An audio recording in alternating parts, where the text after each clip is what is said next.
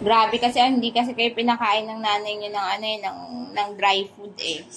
Ang pinakain lang sa inyo, wet food lang eh. O, ate yung anak mo oh.